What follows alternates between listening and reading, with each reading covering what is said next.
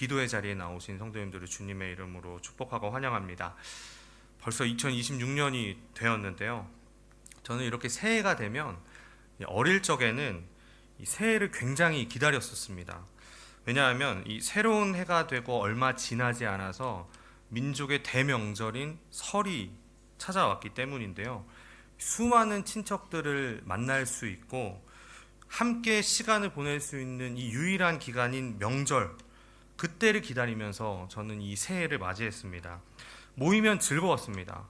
모여서 불꽃놀이도 하고 땅을 파고 나무를 넣고 고구마나 밤을 구워 먹기도 했습니다. 그리고 이 모임에 항상 빠지지 않은 것이 있었는데요. 바로 차례를 지내는 일이었습니다. 사실상 이 차례를 지내기 위해서 온 가족이 다 모인 것인데요. 대대로 저희 집안은 아주 열심히 조상을 모시던 집이었기 때문에 저희 집은 저희 가족들, 대가족이 모여서 항상 차례와 제사를 지냈었습니다. 그래서 차례를 지내지 않고 명절을 보낸다는 것을 상상할 수가 없었습니다. 그런데 유일하게 예수를 믿는 가정이었던 저희 집은 이 제사와 차례에 참여하지 않았었는데요. 그런데 어린 저는 그 차례와 제사를 굉장히 기다렸습니다. 왜냐하면 차례가 끝나야만 떡국을 먹을 수 있었기 때문이에요. 다들 올해 떡국은 드셨습니까? 떡국을 아직 안 드셨으면 한 살만 그냥 먹으면 속상하니까 떡국과 함께 한 살을 같이 드시기 바랍니다. 그 옛날 이스라엘에도 명절은 있었습니다. 1년에 아주 중요한 3개의 명절이 있었는데요. 유월절, 칠칠절, 초막절입니다. 이때만큼은 온 민족의 축제, 마치 우리가 설 명절을 보내듯이 그렇게 아주 축제로 보냈었습니다. 오늘 우리가 읽은 말씀에 이 느헤미야서에 기록되어져 있는 절기가 바로 초막절인데요. 이 초막절은 광야 시절에 초막에서 지냈던 것을 기억하면서 지키는 명절인데, 이스라엘의 달력으로 치면 7번째 달, 완전수 7이 들어있는 달이자 한 해를 시작하는 달에 포함되어 있는 절기였습니다. 또 자신들이 한 해 동안 했던 그 농사의 결과물들을 거둬들이는 추수감사절이기도 했는데요. 이 추수가 끝나면 이스라엘 지역에 우기가 시작이 되고, 우기가 끝나면 다시 한 해의 농사가 시작이 됩니다. 그렇기 때문에 이 초막절을 통해서 하나님께 깊은 감사를 올려드렸고, 사람들은 아주 성대하게 이 초막절을 축제로 하루하루 기쁨의 날로 지냈었습니다. 추수가 막 끝난 시점이었기 때문에 이 초막절의 축제는 풍성함 속에서 성대하게 지킬 수가 있었습니다. 첫날에는 성회로 모여서 일을 하지 않고 그저 예배하고 교제했습니다. 모든 사람들이 먹고 마시고 즐길 수 있도록 이 축제의 음식은 부족하지 않았고요. 종과 이방인, 또 고아와 과부, 가난한 사람들, 그 어느 누구도 소외되지 않도록 매일의 제사에는 예배와 교제가 풍성하게 있었습니다. 하나님은 이 날을 7일간 지켜라 라고 말씀하시면서 기쁨의 제사와 교제를 나눈 백성들이 8일째, 하루 더 지나서 그 더 큰 축제를 열고 안식을 하면서 감사와 기쁨을 누릴 수 있게 하셨습니다. 레위기 23장 34절에서 36절을 보면 이 초막절에 대해서 하나님이 이렇게 말씀하십니다. 제가 읽어드리겠습니다. 이스라엘 자손에게 말하여 이르라. 7째 달 15셋 날은 초막절이니 여호와를 위하여 이레 동안 지킬 것이라. 첫날에는 성회로 모일지니 너희는 아무 노동도 하지 말지며 이레 동안에 너희는 여호와께 화제를 드릴 것이요 8째 날에도 너희는 성회로 모여서 여호와께 화제를 드릴지니 이는 거룩한 대회라. 너희는 어떤 노동도 하지 말지니라. 아멘. 이 절기를 하나님께서 모세와 이스라엘 백성에게 주신 것은 단순히 노동을 멈추고 쉼을 주기 위해서만은 아니었습니다. 여기에는 2가지 분명한 목적이 있는데요. 첫 번째로는 그들에게 하나님이 어떤 분이신지를 기억하게 하기 위함이었습니다. 애굽에서 그들을 구원하시고 광야 40년 동안에 텐트에서 지냈던 이스라엘 백성들을 구름 기둥과 불 기둥으로 인도하셨고, 반석에서 물이 나게 하셨고, 매일의 만나와 또 때로는 메추라기, 그리고 옷과 신발이 해지지 않는 놀라운 하나님의 은혜를 기억하게 하신 것입니다. 2번째는 안식을 통해서 하나님과의 더 깊은 교제를 하도록, 그 깊은 교제 속에서 하나님의 임재를 경험하고 백성들 간의 친교의 기쁨을 누리게 하기 위함이었습니다. 다시 말해서 하나님 나라를 맛보고 소망하게 한다는 것이죠. 하나님의 은혜를 기억하고 하나님 나라를 소망하는 것, 이 두 가지 목적을 통해서 하나님은 이스라엘 백성에게 기쁨을 주시려고 이 초막절을 지키게 하셨습니다. 그런데 이스라엘 백성들의 상황을 한번 생각해 보시기 바랍니다. 이 느헤미야 시대는 포로에서 돌아온 지 얼마 안 되었고 성전을 세운 후에 이제 막 성벽을 완성했습니다. 이것만이 끝이었을까요? 자신들이 살아야 하는 삶의 터전도 회복해야 했고요. 정치, 경제, 사회 모든 부분에 있어서 여전히 한 나라와 개인으로서 회복해야 할 것들이 너무나 많았습니다. 그런데 성전을 재건하고 성벽을 다시 쌓은 이후에 이스라엘 백성들은 지금 자발적으로 이 초막절을 지키고자 하는 움직임이 그 안에 생겨난 것입니다. 13절 말씀을 우리 한번 다 같이 읽어보겠습니다. 느헤미야 8장 13절입니다. 시작.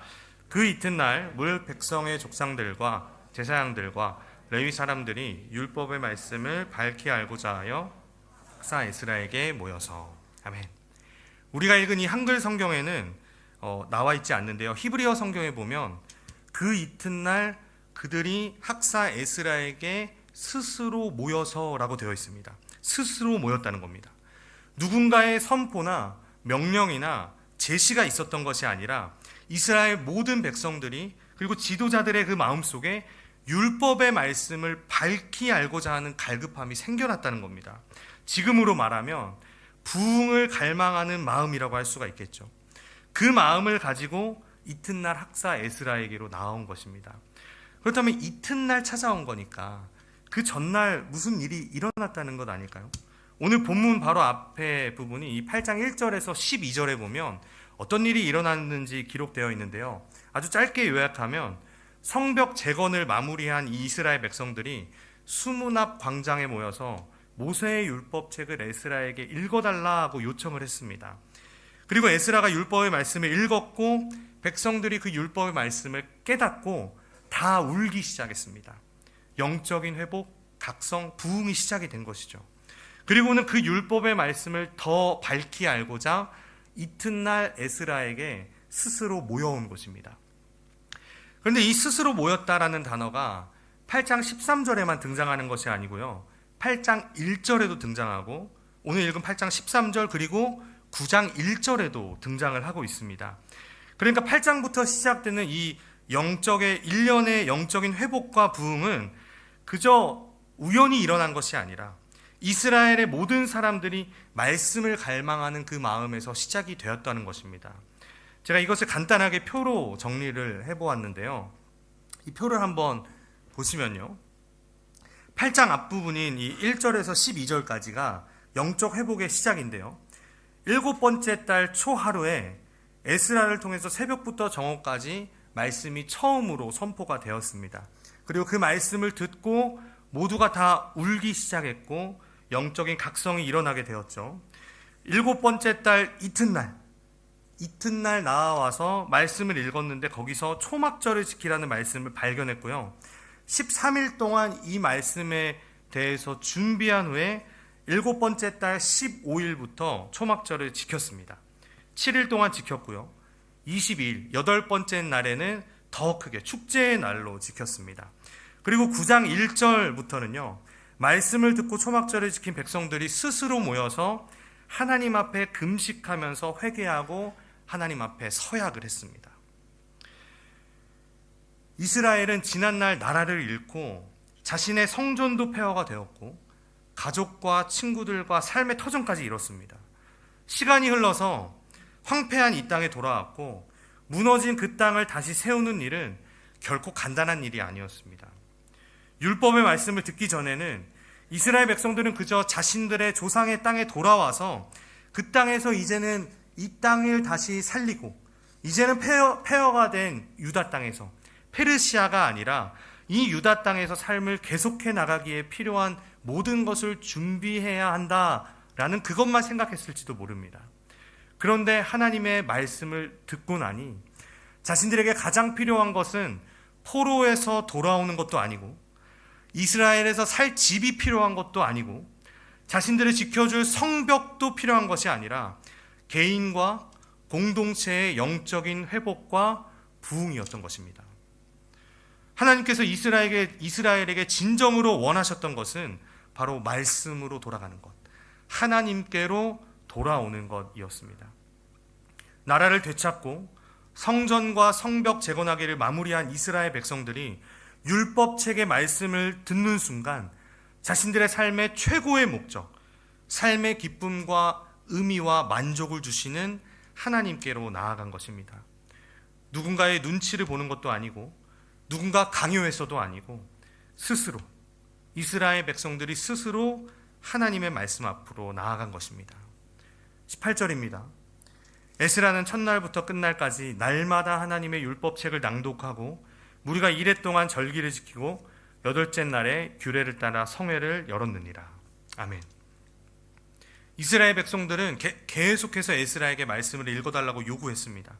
그러면서 이들은 이 절기를 지키는 동안에 축제를 열었을 뿐만 아니라 더 중요한 일, 영혼의 회복과 부흥을 일으키는 날선 검보다 예리하고 살아 움직이는 하나님의 말씀을 듣고 또 들었습니다. 자신들이 지은 초막에 거주하면서 하나님께서 조상들에게 베푸셨던 그 구원과 그 은혜를 돌아보고 또 포로에서 돌아와서 이제는 백성들과 함께 하시는 하나님의 은혜를 기쁨으로 발견했던 것입니다. 그렇다면 이 초막절이 유대인이 아니라 2026년을 살아가는 우리와는 도대체 무슨 상관이 있을까요? 포로에서 돌아온 이들이 초막절을 지키면서 어떻게 살았는지를 살펴보면, 그 초막절에 어떻게 누렸는지를 살펴보면 우리는 그 답을 찾아볼 수가 있습니다. 17절의 말씀인데요. 우리 17절 말씀을 다 같이 읽어보겠습니다. 17절 시작. 사로잡혔다가 돌아온 회중이 다 초막을 짓고 눈의 아들 여호수아 때로부터 그날까지 이스라엘 자손이 이같이 행한 일이 없었으므로 이에 크게 기뻐하며. 아멘. 이 말씀에 보면 좀 특이한 이야기가 여기 적혀 있는데요. 여호수아부터 느헤미야까지입니다. 이 기간이 무려 1000년이라는 기간이 되는데요. 그럼 1000년 동안 이스라엘이 초막절을 지키지 않았다는 것일까요? 그렇지는 않습니다. 이 성경 군데군데를 보면요, 초막절을 지켰다는 말씀이 있습니다. 그래서 초막절을 지켰다는 것은 우리가 아는데 그 지킴의 수준이 율법이 요구하는 수준에 맞지 못했거나 아마도 간소하게 이루어졌을 가능성이 큽니다. 그래서 에스라와 함께 율법을 발견한 후에 드디어 율법의 말씀이 요구하는 대로 그대로 성대하게 지켰다는 것을 오늘 본문에서 이렇게 표현을 한 겁니다. 처음 광야에서 초막절을 지켰던 출애굽 1세대들은 자신들을 구원하고 지켜주신 하나님의 은혜를 기억하면서 이 초막절을 지켰습니다. 그리고 느헤미야와 함께 돌아온 이 이스라엘 백성들은 초막절을 지내면서 자신들을 포로에서 자유인으로 인도하신 그 하나님의 은혜에 감사하고 이제는 자신들을 회복하실 메시아를 기대하고 소망하면서 기쁨으로 초막절을 지켰습니다. 하나님께서는 초막절을 통해서 지쳐있는 사람들에게 또 왜 이 성벽을 지어야 하는지, 재건해야 하는지에 대해서 의문을 품는 사람들과 불안에 떠는 사람들에게 영혼의 만족과 영혼의 회복을 통해 기쁨을 주신 것입니다. 혹시 견월망지라는 말을 들어보셨나요? 견월망지. 한번 그림을 한번 띄워주시면요. 네, 달을 보려면 손가락을 잊어버려야 한다는 것인데요. 그렇습니다. 우리에게 있어서 이 초막절은 견월망지입니다. 우리 인생 가운데서 만나는 여러 가지 질문에 대한 해답을 우리는 봐야 하는데요. 문제가 아니라 그 문제가 가리키고 있는 예수를 봐야 한다는 겁니다. 우리의 영혼의 만족과 회복을 통해 큰 기쁨을 주시는, 그리고 기쁨 그 자체이신 예수 그리스도에게로 이 초막절은 우리를 인도한다는 것입니다.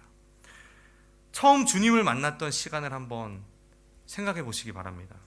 그 기쁨은 아마 이루 말할 수 없을 겁니다.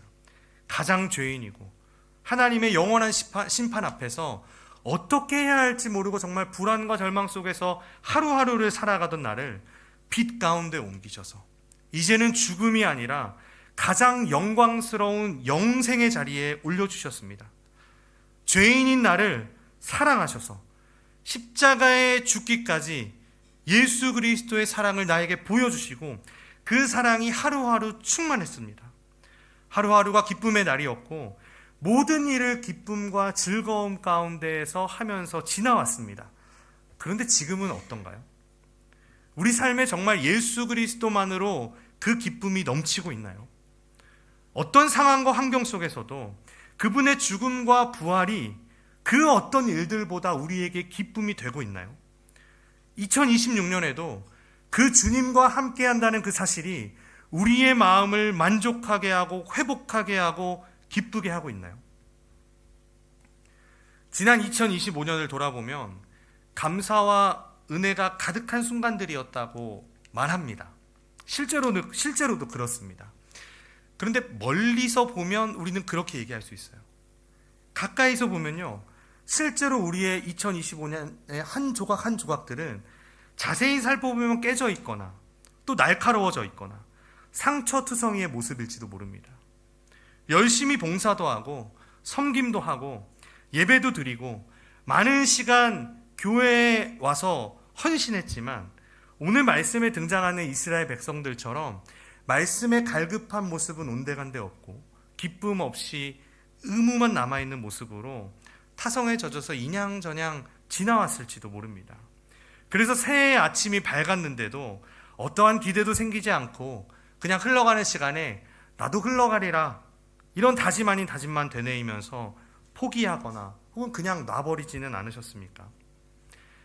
만약에 2026년이 전혀 기대도 되지 않고 2026년에 바라는 것도 없다면, 만일 그렇다면 예수님의 이 말씀에 귀 기울여 보시기 바랍니다. 요한복음 7장 37절입니다. 명절 끝날 곧 큰 날에 예수께서 서서 외쳐 이르시되 누구든지 목마르거든 내게로 와서 마시라. 누구든지 목마르거든 내게로 와서 마시라. 시간이 흘러서 예수님이 사시던 이 시대에 유대인들은 초막절을 정말 아주 성대하게 장엄하고 화려하게 지키기 시작을 했습니다. 특히 이 물을 가지고 굉장히 엄숙하게 이 의식을 진행을 했는데요. 한번 제가 이 의식을 이야기해 드릴 테니 한번 상상의 나래를 펼쳐보시기 바랍니다. 예루살렘 성전 가까운 곳에 이 실로암이 있었습니다.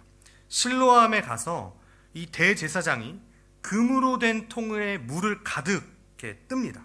그리고 이 물을 들고 대제사장이 성전을 향해 이렇게 올라가고요. 그 뒤에는 행렬이 대제사장을 쫙 따라옵니다. 성전 문을 통과하는 순간 나팔이 3번 불려지고 성전의 성가대는 시편을 노래하고요.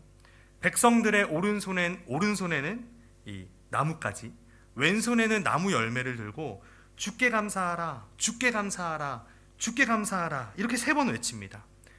그리고 준비된 포도주와 물을 제단에서 함께 붓고 그 제단에서부터 물과 포도주가 쭉 흘러가게 합니다. 매일매일 7일 동안 매일 아침 한 주 동안 이렇게 진행됩니다. 엄청나지 않습니까? 아주 장엄하고 그 의식이 성대하고 화려하지 않습니까? 이렇게 장엄한 의식을 치르고 난 뒤에 이스라엘 백성들의 마음은, 유대인들의 마음은 어땠을까요? 제가 설명하면서도 제 몸에 지금 소름이 돋는데 아마 엄청난 감동과 감격이 그들 가운데 있었을 겁니다. 그리고 여기에 추가로 일도 하지 않고 먹고 마시고 찬양하고 즐깁니다. 얼마나 기쁩니까?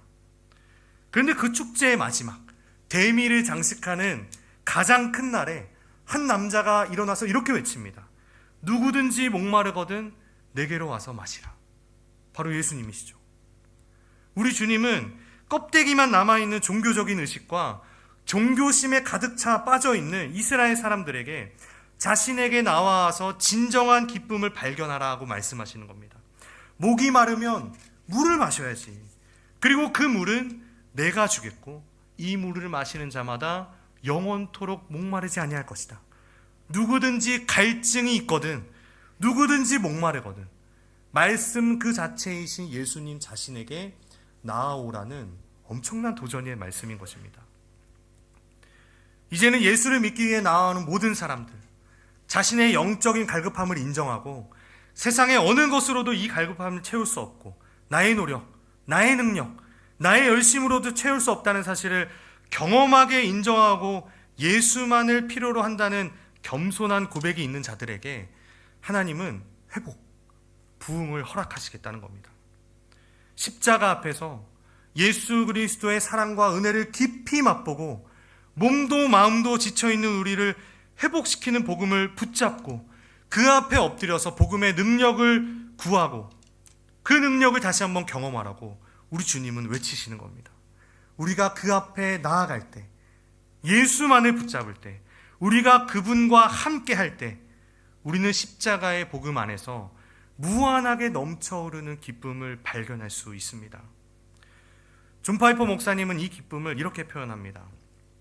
우리가 하나님 안에서 가장 만족할 때 하나님이 가장 영광을 받으신다.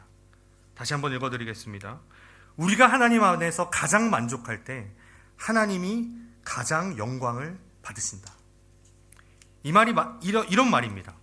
한번 생각을 해보시죠. 파인다이닝에 아름다운 커플이 이 가장 중앙에서 식사를 하는데요. 갑자기 이 남자가 이렇게 탁 일어나서 잔잔한 음악이 흘러나오고 여자에게 준비한 꽃과 함께 반지를 꺼내서 이렇게 프로포즈를 합니다.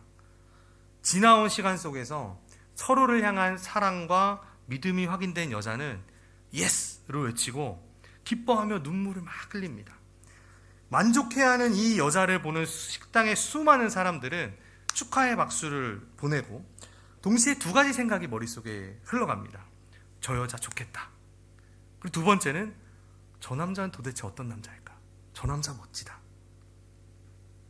여자가 기뻐하고 행복해하고 그 기쁨에 감격해서 우는 그 모습을 보면서 그렇게 만든 남자에 대한 시선이 달라지는 것이죠. 우리가 하나님의 사랑을 정말 깊이 있게 깨닫고 그 하나님으로 만족하는 그 순간 바로 하나님께서 영광을 받으신다는 겁니다. 그리스도인의 차이는 바로 여기서 옵니다.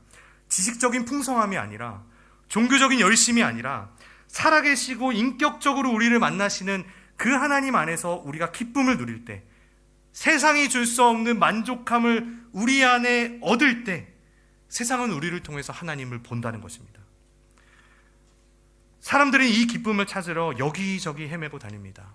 나를 행복하게 하는 것이 무엇인지, 그것이 나를 행복하게 했다면 거기에 가서 목숨을 때로는 걸기도 합니다.